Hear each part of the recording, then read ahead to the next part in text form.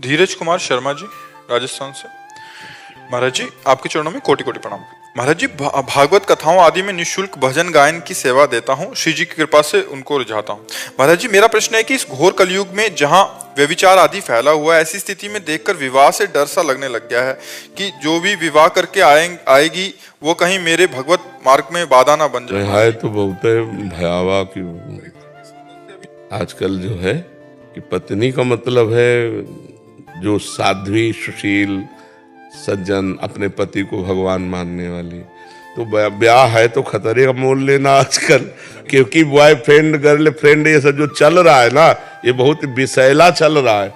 क्योंकि मान लो जैसे अब 2-4 लड़कों से जो मिली हुई है, वो एक पति को भगवान मानकर कैसे पूछ सकती, बड़ी समस्या है। पर ऐसा नहीं है, जैसे दुराचारियों के बीच में सदाचारी भी रहते हैं, ऐसे सदाचारिणी भी हैं। एक से एक बहुत पवित्र लड़कियां हैं जो अपने जीवन को पवित्र रखे, पर है बहुत कठिन, पवित्र मिलना बहुत कठिन। क्योंकि अपने लोग पवित्र आचरण विहीन हो रहे हैं, तो अपने को पवित्र की आशा कैसे हो सकती है?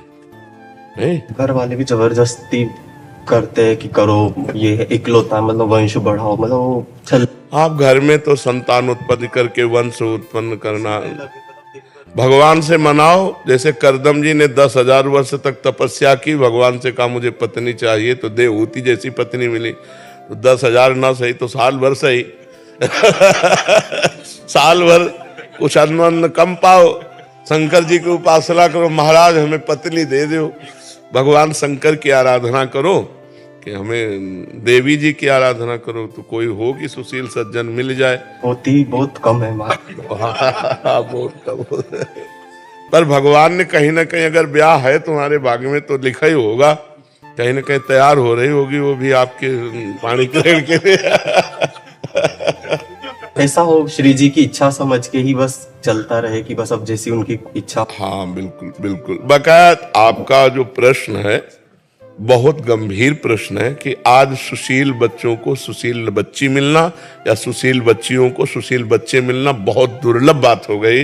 क्योंकि स्कूलों में नए नए बच्चे जो थोड़ा अच्छे, वो भी मतलब भ्रष्ट मार्ग में जा रहे हैं, जैसे नशा करना, गर्लफ्रेंड बॉयफ्रेंड बनाकर व्यभिचार करना, ये सब बहुत गंदी बातें हो रही हैं हमारे देश में। पहले हमारे समय में तो था ही नहीं, गर्लफ्रेंड बॉयफ्रेंड था ही नहीं, सिस्टम ही नहीं था, गंदी भावनाएं नहीं थी। अब ये जब से मोबाइल चला ना, तब से गंदी भावना का बच्चों में सृजन हो गया, गंदी गंदी बातें।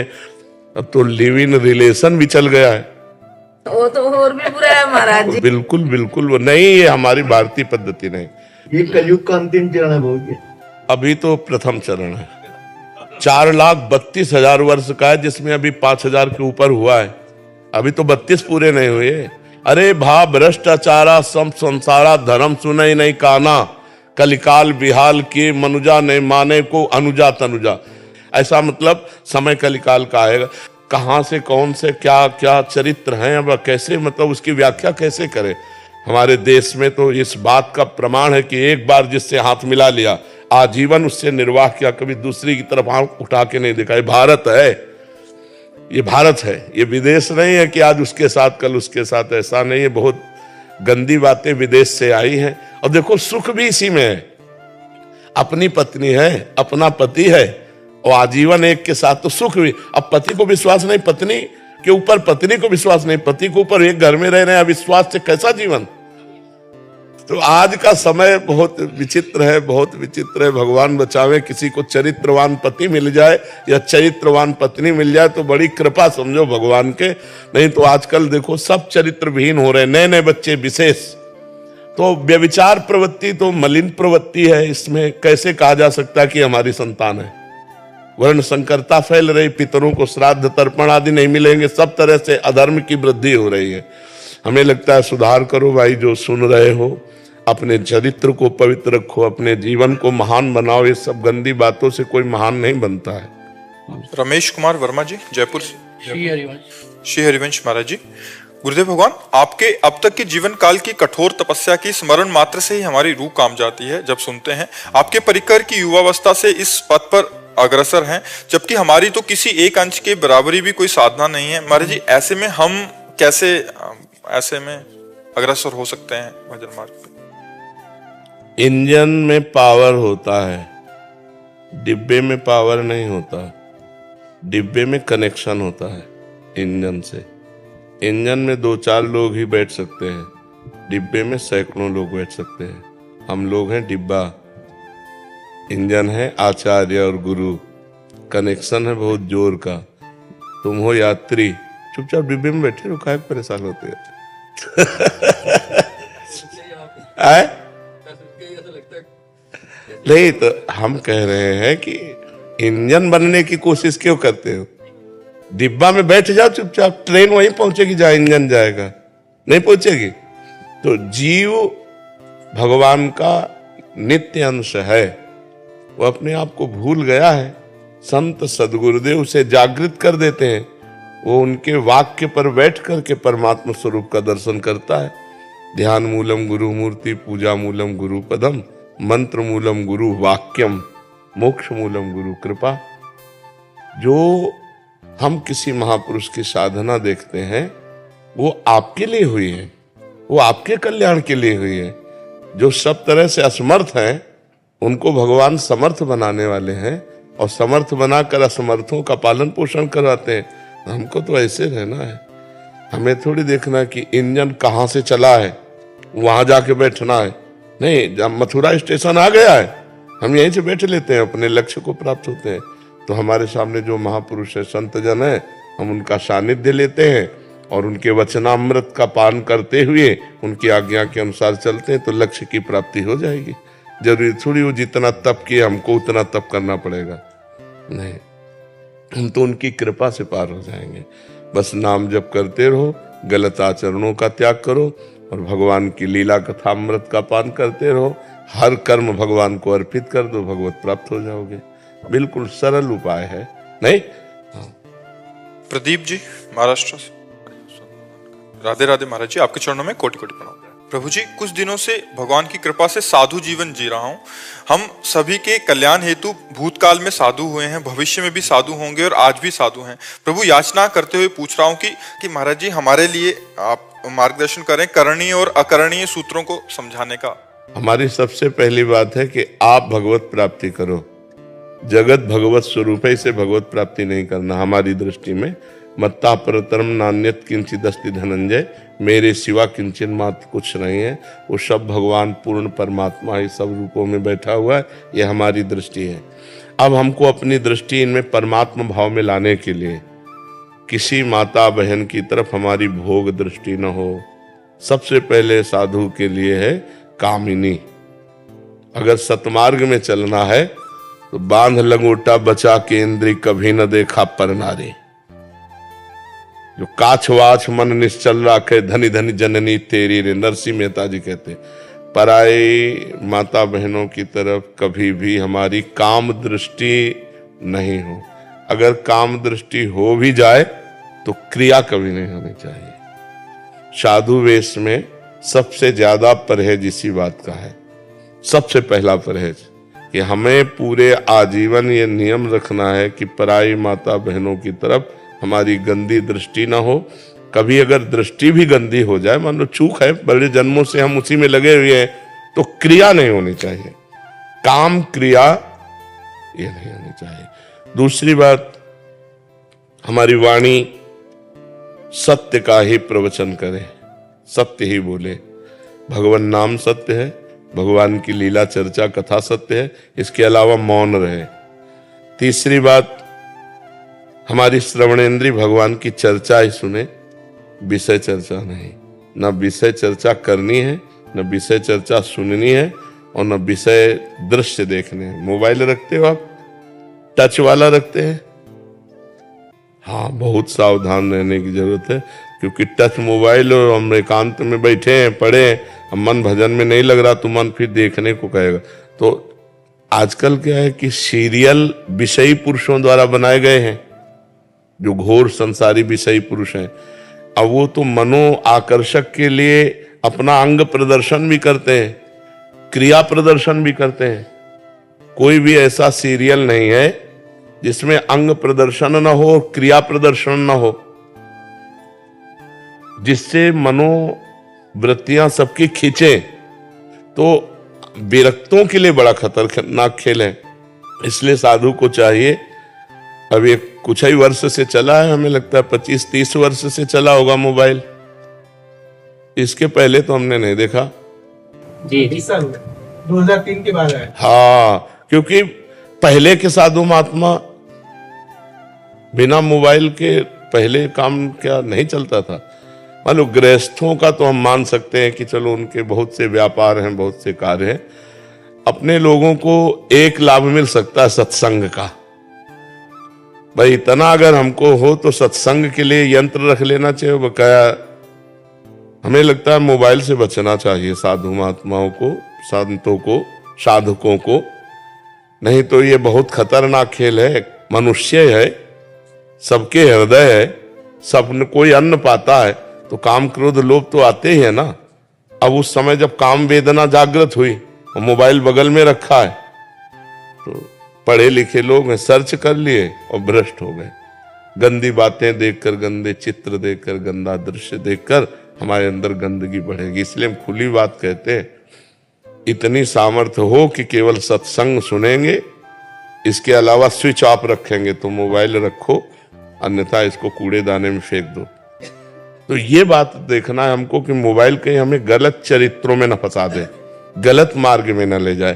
तो नेत्रों से गलत देखना, कानों से गलत सुनना, वाणी से गलत बोलना, ये बंद कर दें।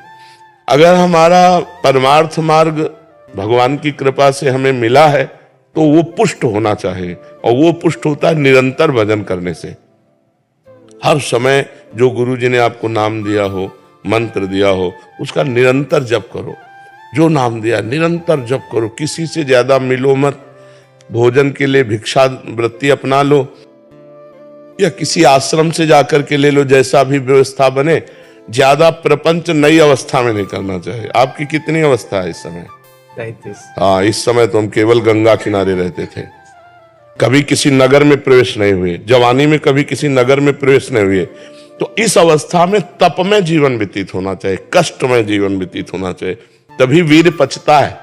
ब्रह्मचर्य का जो वीर शक्ति है वो तभी पचती है जब भूख प्यास गर्मी सर्दी मान अपमान सब सहते हुए चिंतन केवल भगवान का, इधर उधर भटकने न पावे, तब हमारा जीवन भगवत प्राप्त हो जाएगा। कम बोलना, कम सुनना, कम देखना, कम सोना और कम आहार करना, ये 5 पर कंट्रोल करो। स्त्री से दूरी बना के रखो, स्त्री शरीर से। अगर ब्रह्मचर्य रहना है, नाटक करना है माया का तो बात अलग है। और रुपया पैसा जितनी आवश्यकता हो बिना मांगे आ जाए, जितने काम में प्रयोग, क्योंकि आजकल ऐसा है कि कहीं जाना है, कहीं भ्रमण करना है, तो मान लो सवारियों का साधन का भी इतना शरीरों में दम नहीं रह गया कि सवारियों का प्रयोग नहीं किया। जीवन भर गंगा किनारे चले, गंगा को ही रोड रहा है हमारा, कोई सवारी की जरूरत ही नहीं रही। जब रात्रि हो जाती थी तो गांव के किनारे कोई देवालय या मंदिर या स्कूल, उसमें पड़े रह करके, क्योंकि गंगा किनारे जैसे ऐसे ही पड़ो तो मांसाहारी कुत्ते हैं जो लाश चीत चीत के पाते हैं, तो पता नहीं वो जिंदा या मुर्दा कब खा जाए क्या पता है। तो इसलिए रात्रि के लिए थोड़ा स्थान चयन करते थे। शंकर जी का मंदिर है या कोई जैसे विद्यालय है, तो उसमें रात्रि में शयन कर गए, कोई कुछ दे दिया तो खा लिया, नहीं तो फिर जहाँ सुबह 4 बजे गंगा किनारे फिर आ गए, किसी से कोई मतलब नहीं। दिन में कभी सोते थे गंगा किनारे वही जैसे रात भर सर्दी में कांपते रहे, कोई कंबल रखते नहीं थे। अब धूप लगी और उसमें बेहोश हो गए तो उसी को तुम सोना मान लीजिए। नहीं जान के थोड़ी, पर सोना तो तब होगा जब भरपेट भोजन मिले। कभी 1 रोटी मिल गई, कभी 2 पराठा मिल गए। वो जो आते थे ना गंगा किनारे बारी लगाने वाले लोग, खरबूजा तरबूज, तो वो लोग जब प्रसाद जैसे पा रहे हैं और उधर से तो उधर से तो लोगे बाबा तो दे दो, तो सब तो देते नहीं थे। मान लो 4 पराठा है तो 2 हमें दे दिए, 2 ले, 2 ही से काम चल गया। अगर 2 पराठा हुए तो प्राणों का पोषण हो गया, 1-2 दिन के लिए चल जाएगा काम। भगवान वैसे देते रहते हैं, कभी न कभी कुछ न, इतना गुड़ भी मिल जाता था तो बड़ा धन्यवाद भगवान का देते थे कि भगवान बड़े कृपाल हो। भरपेट भोजन तो यदा कदा। एक बार एक सन्यासी की कुटिया में गए, झोपड़ी में रहते थे, तो वो गंगा किनारे की जानते हैं, गंगा किनारे के संतों की रहनी, तो उन्होंने कहा कई दिन से भोजन नहीं पाया। उनका 3-4 दिन तो हो ही गए भोजन। एक आदमी ने दूध पिलाया था 3-4 दिन पहले, तो उनका बैठो मैं मांग के लाता हूँ, क्योंकि वो भी विरक्त थे। तो कोई त्योहार होगा उस दिन, तो इतनी पूरी कचौड़ी लाए और रख दिया, एक भी नहीं बची थी, पूरी सब पा गए थे। तो हमें बाद में ध्यान आया, हम महाराज आपके लिए तो बचा ली। बोले हमें पता है गंगा किनारे के साधु कैसे होते हैं। अब फिर पता नहीं हफ्ता 10 दिन मिले कि न मिले, ऐसा जीवन था। उसी जीवन से भगवदानंद की अनुभूति होती है। नए शरीर को ज्यादा गृहस्थों के घर ना सुलाए, ज्यादा गृहस्थों की से मित्रता न करे, दूरी बना के रखे। जो मिले सो आकाश वृत्ति से खाए और गंगा यमुना का सेवन करके तीर्थ धामों में अब रहे, गांवों में ना घूमे, नहीं मार डालेंगे, कहेंगे बच्चा चोर है। नहीं, आजकल तो ये भी चला है कि पहले जैसे संत स्वतंत्र घूमते थे, अब घूम नहीं सकते। तो कंचन कामिनी कीर्ति से बचो और खूब नाम जप करो और बहुत संभल करो। बड़े भाग्यशाली हो जो संसार से हट के भगवान के मार्ग में चल रहे हो। बढ़िया निर्विकार शरीर है। 19 साल से घर से बाहर हुई। हाँ, तो घर से मतलब न रखो। घर वालों का फोन नंबर है, बात करते हो? कभी कभार, घर वालों से नहीं। माता पिता की ऋण है ना, माता पिता। सन्यास के बाद कोई ऋण नहीं रहता। सन्यास के बाद जब हम सन्यास ले लेते हैं तो हमारा सारा ऋण भगवान मुक्त करते हैं, हमारा किसी से संबंध नहीं। जिस दिन से घर से निकले उस दिन से बस हमारा वसुधैव कुटुंबकम, ये सब हमारा परिवार है, यही सब हमारे निज जन है, हमारा और कोई निज जन नहीं। संत का वसुधैव कुटुंबकम, पूरा विश्व हमारा परिवार है, परिवार का एक क्षेत्र। अब मान लो कोई समस्या परिवार में, फोन करे तो डिस्टर्ब हो जाओगे फोन से बातचीत करके। ये फोन बहुत जहर है, बाबा जी के लिए तो जहर ही है नहीं? अब ऐसे मान लो आपके घर में कोई घटना घटी, आपको क्या पता, मस्ती से भजन कर रहे हो, अब कुन हाँ बोले अमुक मर गए, अच्छा अब जाओ, तुम नई शरीर से गए तो मन से जाओ। अब परेशान हो, भजन चिंतन छूट गया। तो इसलिए बहुत सावधान होकर, बहुत कठिन है कलयुग, भगवान ऐसी ऐसी व्यवस्था करे दे रहे कि भजन हो ही ना पावे। कलयुग में भजन होना सबसे कठिन है, और जबकि कलयुग में भजन करके बहुत जल्दी भगवत प्राप्ति की जा सकती है। अब ऐसी व्यवस्थाएं हो रही कि भजन कैसे होगा? साधु महात्माओं के पास बढ़िया बढ़िया बड़े बड़े मोबाइल हैं, लैपटॉप हैं, सब ये हैं। अगर चूक जाओ तो गलत समय नष्ट होने लगेगा, अगर चूक जाओ तो गलत समय नष्ट होने लगेगा, बिल्कुल व्यर्थ में समय। तो हम सब संतों से, साधकों से प्रार्थना करते हैं कि मोबाइल का सदुपयोग किया जाए। सदुपयोग में आप सत्संग सुन सकते हैं, इसके अलावा आप मत देखिए, स्विच ऑफ रखिए, भगवान का भजन कीजिए। अंतर्मुख होने के लिए जीवन मिला है, बाहरमुख होकर मोबाइल में ही लगे रहने के लिए नहीं मिला है। तो